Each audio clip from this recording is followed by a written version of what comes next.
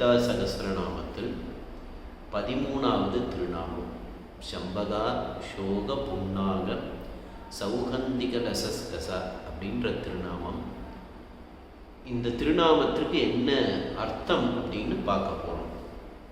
அதாவது அம்பாள் அக்னிகுண்டத்திலிருந்து வந்தாள் அப்படின்றது நம்ம சகஸ்ரநாமத்தில் முன்னாடியே பார்த்துருக்கோம். தேவகாரிய சம்யுதா சித் அக்னிகுண்ட சம்பூதா தேவகாரிய சம்யுதா அப்படின்னு பார்த்துருக்கோம்.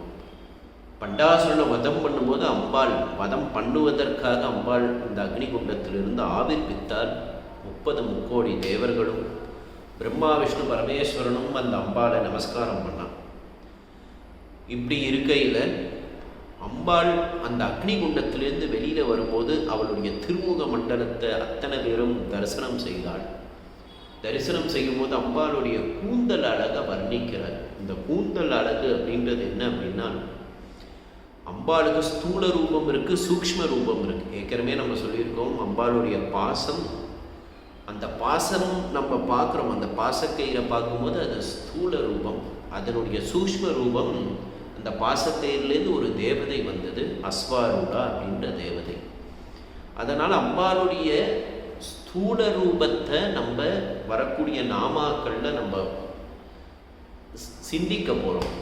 இப்போ அந்த கூந்தல் அழகை வர்ணிக்கிறார். அந்த கூந்தலில் சில புஷ்பங்களை விசேஷமாக சொல்கிறார். சம்பகம் அப்படின்ற பூக்கள், அதே போல் அசோகம்ன்ற பூக்கள், அதே போல் அம்பாளுடைய கூந்தலில் செம்பகா, அசோக, புன்னாக, சௌகந்திக, செங்கல் நீர் அப்படின்ற ஒரு பூக்கள். இந்த பூக்கள்லாம் அம்பாள் தன்னுடைய கூந்தலில் சூடிட்டு பாசத்துடன் அங்குசத்துடன் கரும்பும் புஷ்பபானத்துடன் அம்பாள் அக்னிகுண்டத்திலேருந்து வந்தாள்.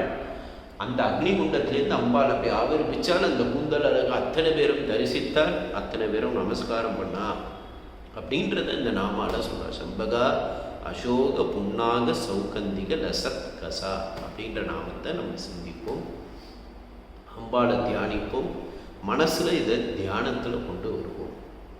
இதற்கப்புறம் சில நாமாக்கள் வரைக்கும் அம்பாளோட ஸ்தூல ரூபத்தை நம்ம சிந்திக்க போகிறோம்.